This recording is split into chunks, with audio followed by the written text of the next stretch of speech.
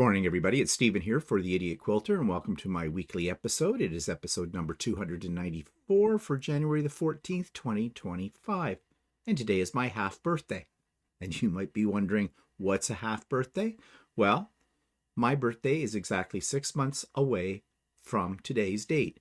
And when I used to be a teacher, there was a bunch of us in our teacher's workroom that used to celebrate our half birthdays, mainly because we weren't around, most of us, because we had birthdays in the summer or something when school was in session. So we would have a half birthday cake, and there'd be half gifts, jokey little things, stuff like that. And it was just a way to get through the blues of January, really, by having that. So happy half birthday to me. Yeah, it's a thing? No, I don't think it's a thing. Okay, so thinking of a thing, let's take a look at what I've been working on. Okay, I did show this on sewing. I think I showed it. Sorry, rented lips. Have coffee. Coffee solves all problems. Yeah, I finished this tote bag up. It is an in the hoop bag, so it's done with my embroidery machine, and it's also done in the domestic sewing machine. You have to sew the pieces together in the domestic sewing machine. But anyways, it's called a sewing tote. I believe it was a design by Sweet Pea, and I may or may not have put the link to this pattern in the show notes. But anyways, if you just go to Sweet Pea, do a search for sewing tote, you'll find it. And it's kind of fun. You can see it's got little items like a pin cushion, a spool of thread, a sewing machine, scissors, that kind of stuff. And the words handmade and sewing. You can't really see in this picture so well, the sewing, because it's blue on blue. Yeah, don't ask me about that. But yeah, I'm really happy with the way it turned out. Excuse me. I'm working on another bag right now, and it's going to be a gift for my hairdresser's mother, because I gave a tote bag. Okay, got this frog coming up in my throat here. I really need to do vocal exercises before I start one of these episodes first thing in the morning. Anyways, I made one of these, not this one, a different design for my hairdresser's mother, as I was saying. I guess her mother saw the bag that I had given my hairdresser for Christmas, really loved it, and almost stole it from my hairdresser. And I said to her, look, if your mother would like one, I'll make her one. And she kind of hesitated for a minute because, you know, she didn't want to put me out, but it's okay, you know, as quilters, as sewists, we do these things all the time. And I said, no, sure, no, seriously, I'll make her one. And she says, well, I'll pay for it and everything. I says, no, you don't need to pay for it. I like making them, and, you know, I'm happy to give them away after I've made them, because do I need 50,000 tote bags? No, I do not. So yesterday I finished making the panels for that one. As I said, it's a different design. If you remember the one that I made for my hairdresser, and I did show it back before Christmas, that one had some tropical leaves. It's actually called the Tropical Leaf Bag, and it's I think it was a Sweet Pea too. You know, I really got to remember what these places are, but I deal with so many different ones, I never know. And I have a stockpile of patterns too, so yeah. But anyways, yeah, so today I'm going to sew it all together and try to get it finished today. I won't be taking it to my hairdresser to deliver to her mother until the end of the month, but the end of the month's not that far away, is it? So, yeah, time goes by fast when you're having fun. So yeah, that's on my list of things to do today. But anyways, I love making in the hoop bags, as you know, and I love doing anything in the hoop. And we are going to be developing a series, Walter and I, for So Chatty, about making tote bags. I'm going to show you how I do them in the hoop. And I'm going to experiment with some different types of material, I think. I got these ideas in my head. I got to get them committed to paper, because until I commit them to paper, all they are ideas in my head. And yeah, we'll develop a series on making tote bags, and Walter will show you how he makes his. And he doesn't do his in the hoop, although he wants to try to make one in the hoop, so I may be teaching him how to do that as part of that series. But right now on So Chatty, as you know, we have started a new series that we're doing. It's not going to be a very long series. It's doing a wall hanging called Kindred Creatures, and Walter actually did his first tile yesterday and showed it to me. It turned out really nice. It's going to be kind of the battle of the wall hangings because we're both doing the same one. They're both in the hoop projects, and but we're using different colors of fabric, different colors of thread, so we'll get the same pattern but two different looks. So anyways, and I have to teach him how to sew the tiles together, but we need to get the tiles going. So this week on Sew Chatty, you will see how to do the first tile. And once you've learned how to do the first tile in that pattern, all the other tiles work the same way. So, and it's very, very easy. And last week on Sew Chatty, we went through the pattern, the instructions, and we basically pared them down. Pared them down in both technique and in the number of stabilizers you need, because it's an OESD project, and they always try to sell you more supplies than you need for something like this, which kind of gets my goat about that company. They're big into pushing all kinds of products you do not need for every one of their projects, which could be very intimidating for someone who's just trying this out for the first time. So we're trying to remove the intimidation to show you just how easy it is with not a whole lot of materials, not a whole lot of complicated techniques. And yeah, that's our goal, to simplify things so you will not be afraid to try something like this. Okay, so what else is happening or coming up? Well, Sewing with Stephanie and Stephen on Wednesday as usual. 9 a.m. start time, runs until about 4 in the afternoon, and you're welcome to come and go as you please. Links for that are in the show notes below. It is a Zoom for anybody that's new here. It is a Zoom. Okay. Excuse me, I feel that little frog crawling back up. Now, other announcement.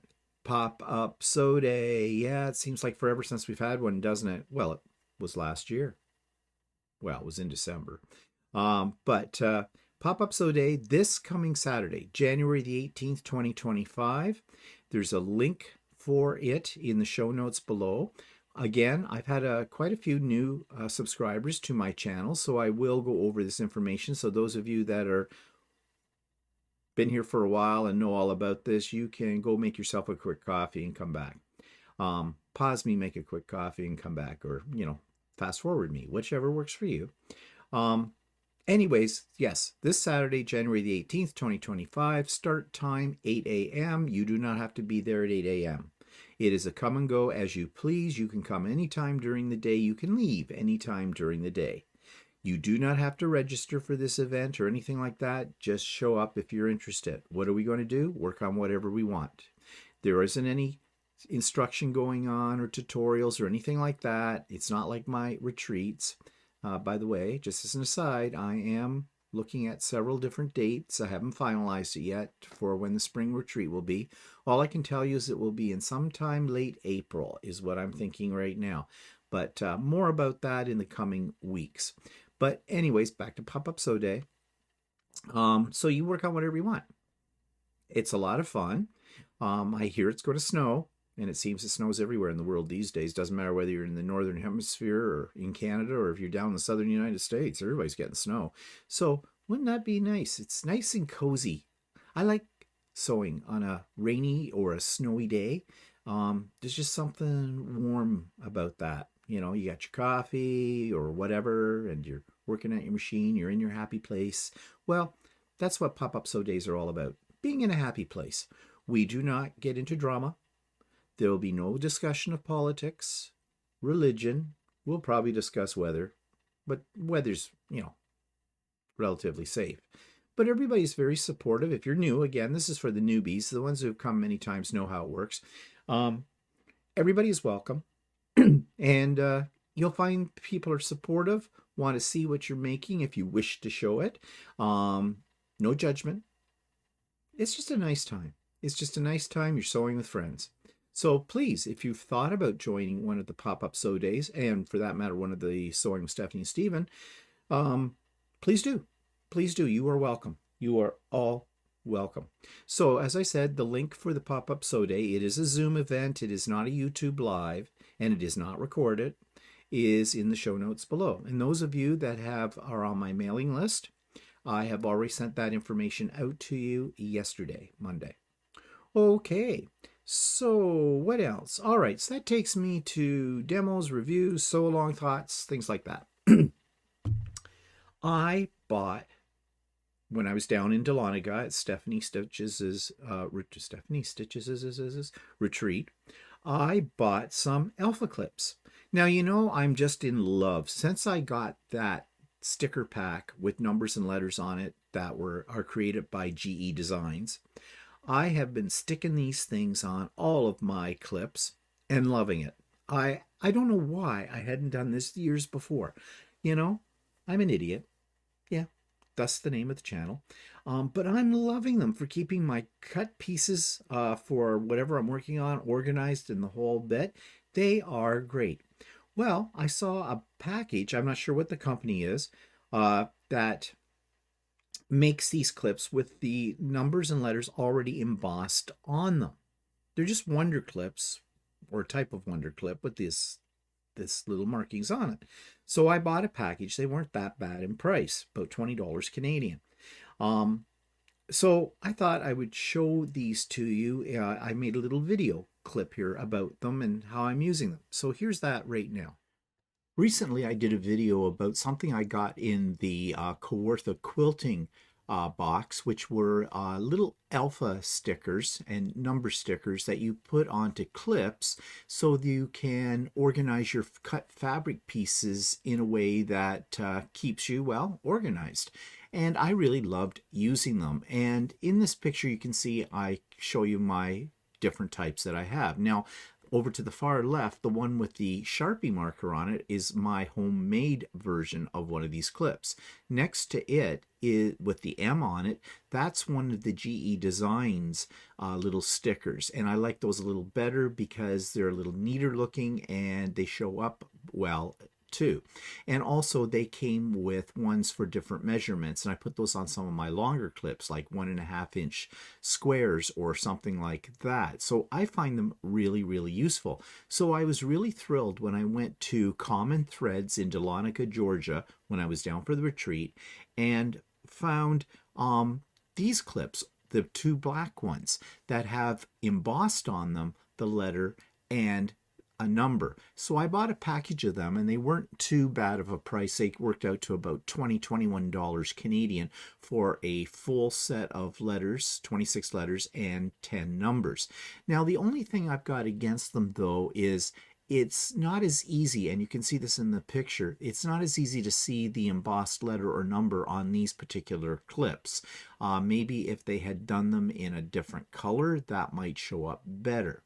But nevertheless, I think they're going to be very handy. And so now I have a complete array of all of these kind of things. So I'm ready for any kind of cutting situations that I may run into. So yeah, this is a great way. I know I'm probably a little late to the game about these, but yeah, I'm loving them, and they work very, very well, no matter which form you have. So yeah, you can make your own, or you can buy those. The one thing, as I said, I think it said in the video, that I'm not happy about with those alpha clips is the embossed letter on them needs to have been colorized with something that will contrast to the black, like maybe a white, because they are a little bit difficult to see. But nevertheless, they are a great thing. You can make your own, as I told you, and I think they're the best thing right now since sliced bread. Yeah. Another thing that I just discovered and I'm really thrilled with, and I'm going to put this up on the screen for you, is this. It's non-woven fusible interfacing. For lack of a better term, it's SF101. But it's not by Pellon, and it's not called SF101. I looked at the price of SF101. Now, Walter buys it by the I want to say spool, not spool. What's fabric come rolled up on? Duh, words fail me. You know what I mean. Bolt. Got it. Yeah. Yeah. I mean, my memory's not bad. It's just slow. But anyways, I wanted some. But the price of SF101 to buy it in a large quantity is tremendously expensive. So I saw this on Amazon, and it's obviously, they say brand. It's Fen Hopi or Hoop. I don't know. Basically, it's Chinese. Okay, but then what isn't? Um, and I'm pretty sure Pellon is probably made in China as well. But the price looked pretty good. $25.49 Canadian for a 15.7 inch, so almost 16 inches wide by 33 yards. And that's a fair amount of this stuff. So I read the description, and I thought, well, let's take a chance and buy a roll of it. And it came the other day, and I couldn't be happier with it. This is great. Now, I took it up to show Walter, and Walter's always skeptical about anything I show him. And he said, well, I don't know if I'd use it in shirts or not, or with that. And I said, well, suit yourself. You use your expensive Pellon, I'll use this. I don't use this kind of interfacing very often, but I want to use it on the bag I'm making right now, because it does call in the instructions that you should back your fabric with SF 101, and I don't. But I'm thinking this might add a little more stiffness to the bag. And this is a medium weight. They had it in a lightweight as well. But anyways, I'm really thrilled with it. And I made a little video clip to just show you how effective it can be. So I needed some SF 101 by Pellon, which is a non-woven fusible interfacing. And Walter uses it all the time when he makes his shirts, but it is quite expensive to buy large quantities of it. And I'm making bags right now, and I wanted to use this with my bag making just to stiffen up a little bit the sides of the bag. So I went on Amazon and I looked for Pellon SF101, and yeah, it is quite pricey. But then I saw this, and this is a medium weight interfacing, and it's on a 33 yards roll at 15.5 inches, and it's $25.49 for a roll. Of course, there'll be tax on it, but still, that was considerably cheaper than Pellon on Amazon. So I took a chance and I ordered this roll that you see here and cut a little piece out and put it on the back of a scrap of fabric just to see how well it would adhere. It works exactly like SF 101. I had no problem fusing it. I put a hot iron, no steam, on it for about 20 seconds. And yeah, that's on there really well. So I am really impressed. Now, as I said, I bought a medium weight, but it does come in a lightweight as well for about the same price. So if you're interested, you might want to go check this out on Amazon. I put the link for the Amazon.ca in the show notes for this. But I'm impressed, and I think it will do the job that I want it to do. So yeah, so far I'm impressed with it. When I get really working with it, I'll know even better, but I think it's going to be fine. And at that price, that's pretty good. That's pretty good. Okay, let's talk about MSQC for just a moment. I'm like a broken record, but ever since I got the Christmas box this year, and there were several items in there that let me down. I was disappointed. I wrote to the company. I did not get anything more than a canned answer that really didn't answer my questions and everything. And I did, before all of this, pre-order next year's, and now I've got buyer's remorse happening. But I'm just very disappointed in what seems to be a change in attitude with MSQC. And I'm talking about Missouri Star Quilt Company for anybody who's not sure what the initials mean. And I've heard other people comment on this as well. Since Jenny Doan has left for Africa and the kids are really running the business, and I think the kids were running the business before too, this isn't something like astoundingly new. I think they're doing things differently than maybe Jenny would. I don't know. There seems to be an atmosphere of let's maximize profit, minimize customer support and quality of products that we have. Now, I don't know. Maybe that I'm just tainted because of the bad experience I had with the Christmas box this year. Maybe. But you know, I think they've just gotten too big for their britches, and that often happens with a company. Nothing against Jenny, so don't out there think I'm being a hater of Jenny. I am not. But I'm talking about MS MSQC from a business point of view. And oftentimes when businesses get really, really big, very, very successful, and they are very, very big, and they are very, very successful, then they forget about their roots. And they just, you get lost as a customer in the corporate mentality. Basically, you are a dollar sign to them, not a human being. And they're going to do the minimum they can do for you in terms of product, quality, and service in order to maximize profit. It's all about the bottom line, isn't it? And that's how businesses work. That's not throwing shade on Jenny. That's just how businesses work. But I think this generation that's running it now, they're more vested in the bottom line than they are in maintaining, I guess, the experience that Jenny has established with it. So I'm really not going to deal with MSQC in the future. To be honest, I didn't buy a lot of things from them except the Christmas box, and occasionally I might take a chance and buy something that I could not get here, because for me as a Canadian, the shipping, the exchange rate on the dollar just makes it astronomically expensive. So that's why I don't. But yeah, what can I say?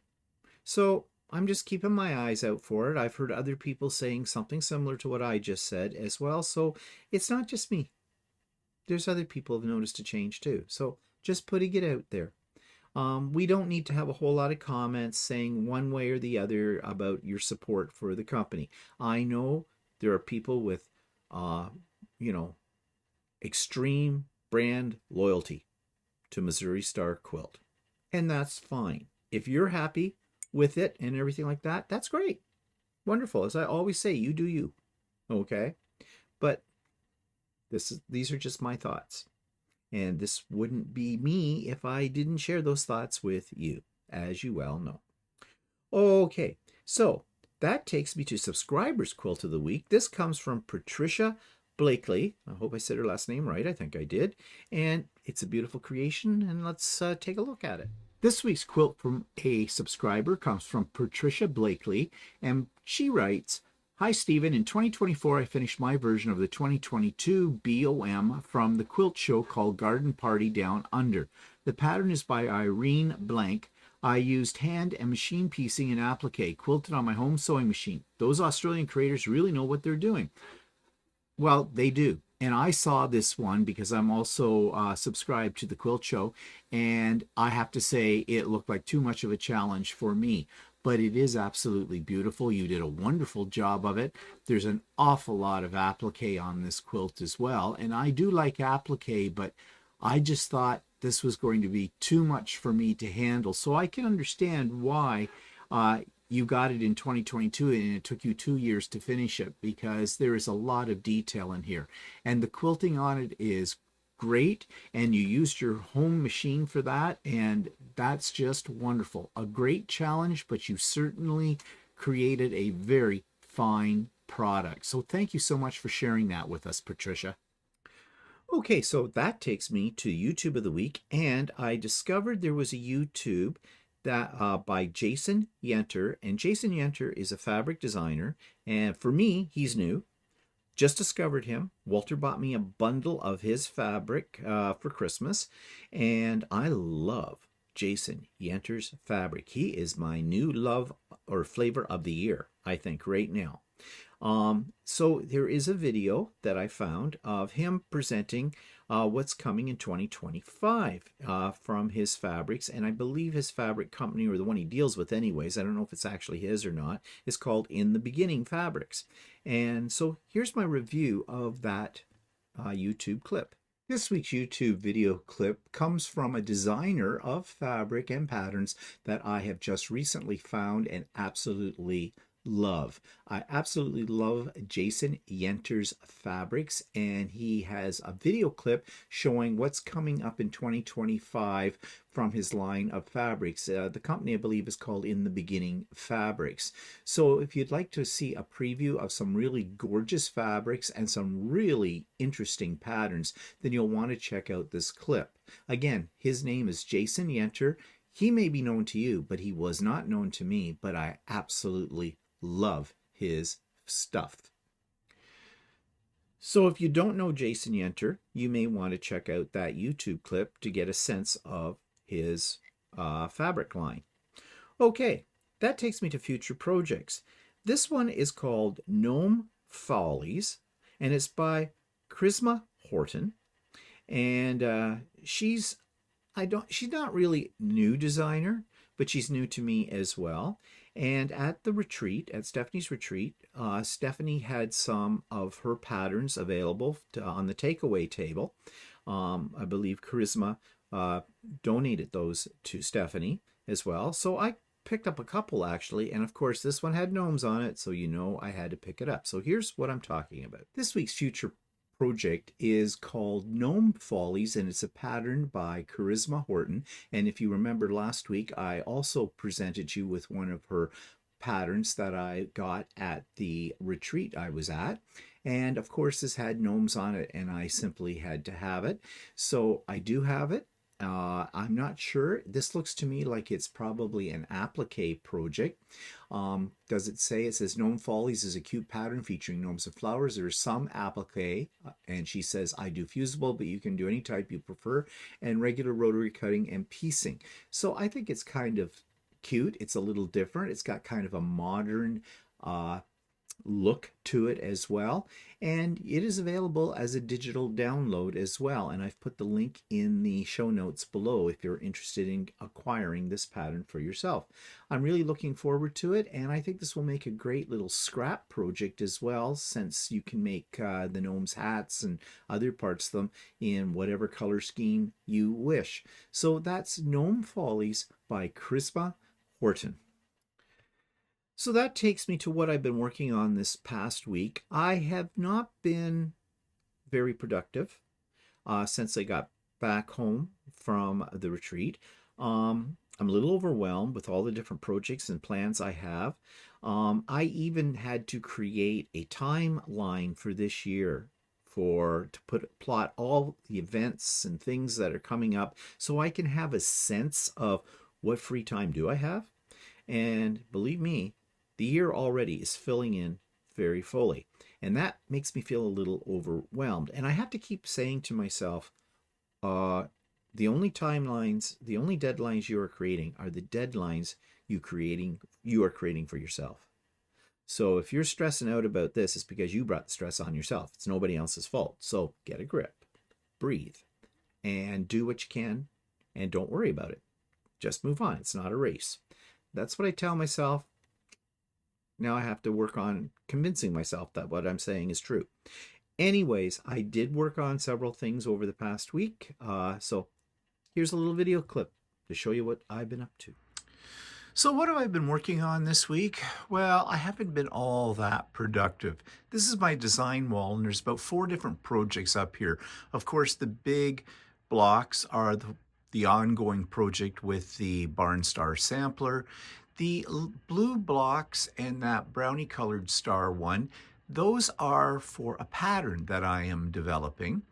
Then you've got some panel pieces here that have been done in the hoop kind of project.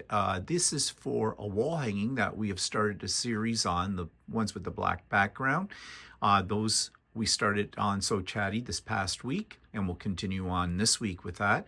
And then when I was at my hairdresser this week, she thanked me so much for the tote bag that I had made her for a Christmas present. And she said her mother loved it, and I said to her, well, would your mother like one? And she kind of hesitated and said, yeah, her mother would like one. But I said, I'll make you one. She says, well, I'll pay for it, the fabric. And I says, nope. I said, I like making them, and I like the fact that I can give them to somebody who appreciates them, so I will make one for your mother. Now, this isn't exactly the same colors that I used in the first bag, because I don't have any more of that fabric, but I'm using fabric that is close to that and that I think she might like. These are just the first panel. You have to make 2 of the panels for this bag. So I'll carry on with this and hopefully by the end of the week or so, I'll get it all done. Of course, I got a lot of other things to work on as well. And of course, I'm always doing 3D printing, and I was improving my area of my 3D printers over here, my print farm. And you can see in behind, and I use this as my teaser, I used this as a teaser on the vlog yesterday. That's what I'm trying to say. And that's all these spools back here behind my 3D printers. This is a spool rack. I printed the brackets, talked about that on the vlog yesterday. And yeah, this holds 24 spools of filament. Now I have more than that, and they're in this cupboard up here. But what it does is, I used to have them in all of these cupboards that are here. Now I've got these baskets because this is where I'm going to start stockpiling the things that I make. And you can see here is more of them already labeled. And I showed those on my vlog some time ago as well, before Christmas when I started doing this. But yeah, I still have, as you can see, filament. And these are ones that I want to use up. They're little bits and pieces and things. So I don't know, maybe I'll make another garbage can, like this kind of thing. And I made one of these this week as well, not this particular one. It's out in the other room. But I did make a whole lot of these, as you can see. And these are going to be little things that I'm going to give out at retreats and at guild presentations. And I'm going to attach a little pair of folding scissors to them and my business card as well. So I needed quite a few, and I made quite a few. And I have more of them out in my in the Lucy room where I store a lot of this stuff. And of course here you can see I've got a space ready for the new printer when it arrives. And it's not going to arrive for several weeks yet, but I'll be sure to show you that when it comes. So yeah, I haven't been that productive this week, but then again, I've done a lot of little things as well. So that's what I've been up to. So that takes me to online quilt stores. Now, this is a store that I actually went to when we went out, a year and a half ago, out to British Columbia to visit my brother in Abbotsford. There was a quilt store in his area, and it was called Chitter Chatter Fabrics. And I don't know if you remember or not, but I think I had some video of it. I did have video of it. And we didn't know if we were in the right place because we went down this really kind of rural road kind of a thing and ended up at a farm. And there were goats. And this place looked, it was a house. But surprising, when we got in, it was just chucked full of all kinds of fabric. And the lady who owns it, I was dealing with her and her staff. They were lovely people.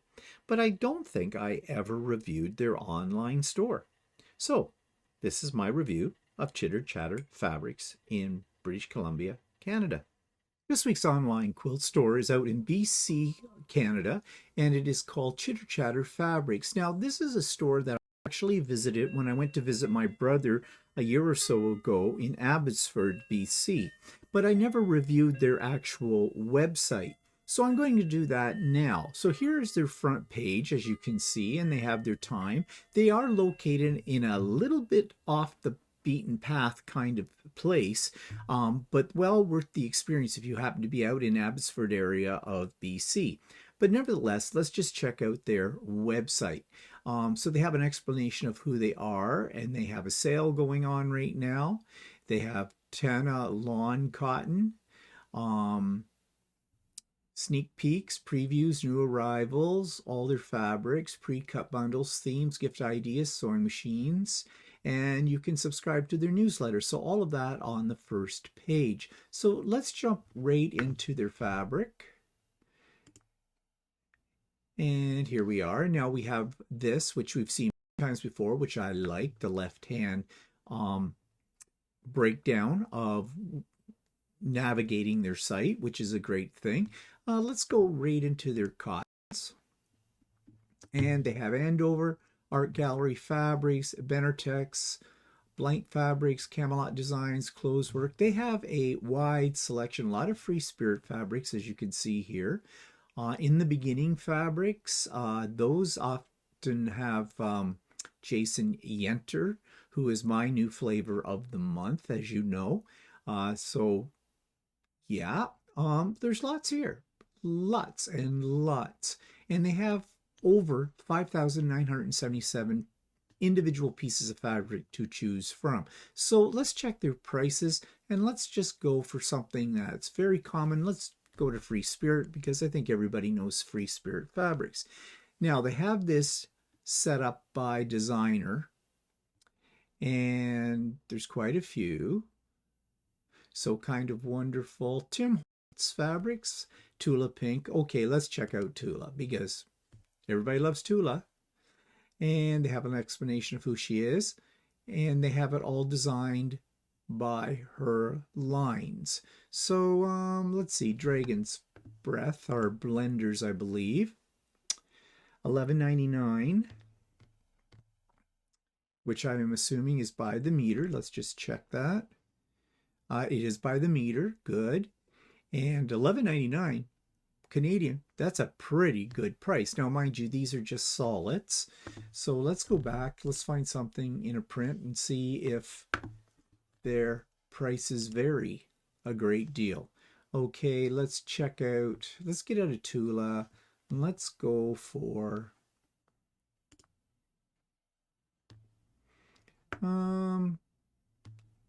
okay, I'm having a little trouble here finding what I want to find. All categories. I guess this is all categories. Okay, let's go right into all fabric and go back down to cotton. And Clothworks. I'm just looking. Let's go for Moda.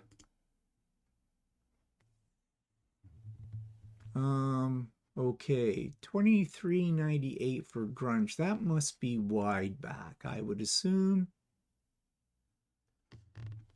Not really telling me though.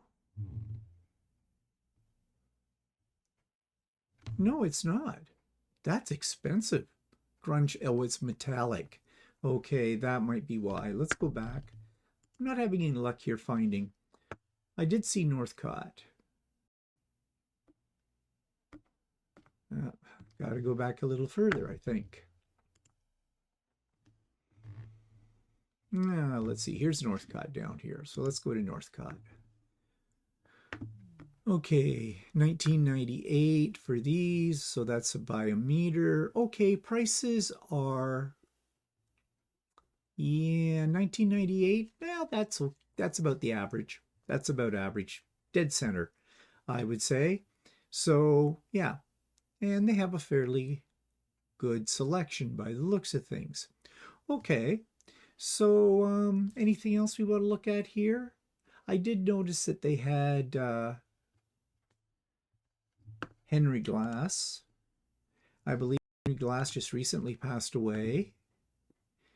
And yeah, his are much more. That's flannel, though. Flannel's $23.50 a meter. And it looks like it's all flannel. Oh no. So prices vary. It depends on whether it's flannel or it's cotton. It depends on who the designer is, the manufacturer. So yeah, it looks like the average price though is about $19.98 a meter. Okay, so let's take a look back up here at all fabric and take a look at pre-cuts. And do we have pre-cuts? Blenders, canvas. Well, they have wide backs. They have bundles. Fat quarter bundle of Lori Holt for $177.98. It doesn't look like they have, though, a separate section of pre-cuts. I guess the pre-cuts are part of, yeah, of some of the lines. So you just have to hunt. That bothers me. I'd like to see a separate category for that. So I might take a point off on my evaluation of this for that. But they certainly have a large selection of fabric. Batiks, what are they selling? Check. Batiks tend to be a little bit more expensive. Yeah, here we have some kits, jelly rolls, 1950, 19. Well, that's okay. It looks like their batiks are about the same price as uh, their regular cotton prints. So that's not bad because oftentimes batiks tend to be a little bit more expensive. So I guess you have to hunt through all of this. If you're looking for pre-cuts in a particular line, you're going to have to do a little bit of searching. I'm not really finding this all that intuitive, but at least it is not too badly organized. Okay, anything else at all? I did notice wide backs.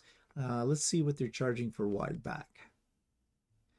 Cotton wide backs, $25.98 a meter, up to $37.98. Okay, so the prices vary there, but looks like the average is in around $35, $36. That's a bit pricey from what I'm used to paying for. But again, wide backs tend to be pricey, and they don't look like they have too bad a selection. They have 3 pages of them. Yeah, so some interesting backings here. So a selection, you don't often find that. They actually have 63 to choose from, so that's pretty good. Okay, anything else in the all fabrics we should check out? Well, they have flannel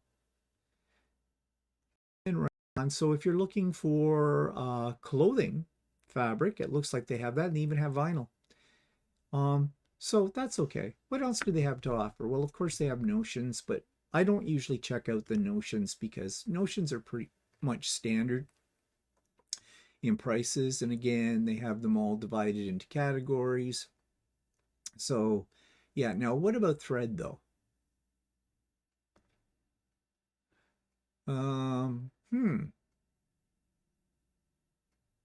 Tools and accessories. No thread there.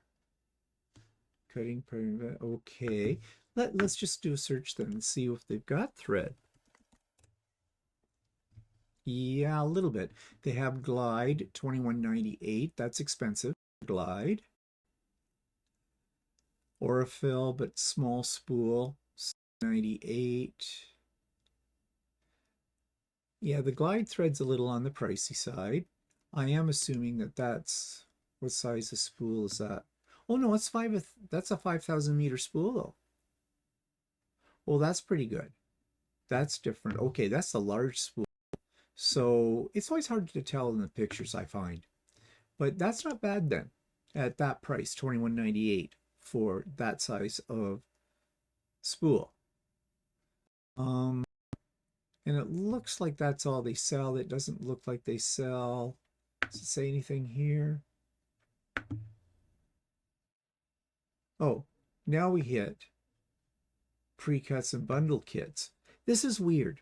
What am I missing? But let's not jump ahead of ourselves. Thread. So they have the bobbins. Oh, here we go. Aurifil. They do sell Aurifil, $18.98 for the 1,300 meter spool.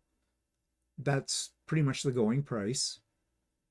So yeah, and they've got some glitter rainbow thread. So yeah, they don't have a bad selection of threads either, really. And prices are pretty much what you expect. Okay, can we go back though, just out of curiosity? I know I'm kind of jumping around here. Pre-cut bundles and kits. I didn't see this before. And not much of a selection there. Okay, that answers that question. All right, they do have classes. And yeah, some basic classes, charter pack. Not really anything too terribly exciting here. And do they have dates? Well, in January, February, Saturday classes, Wednesday classes. So they have a few. If you were in the area, if you lived there, I suppose that would be great. All right. What else? Gift cards, donation requests, classes. They do have a calendar.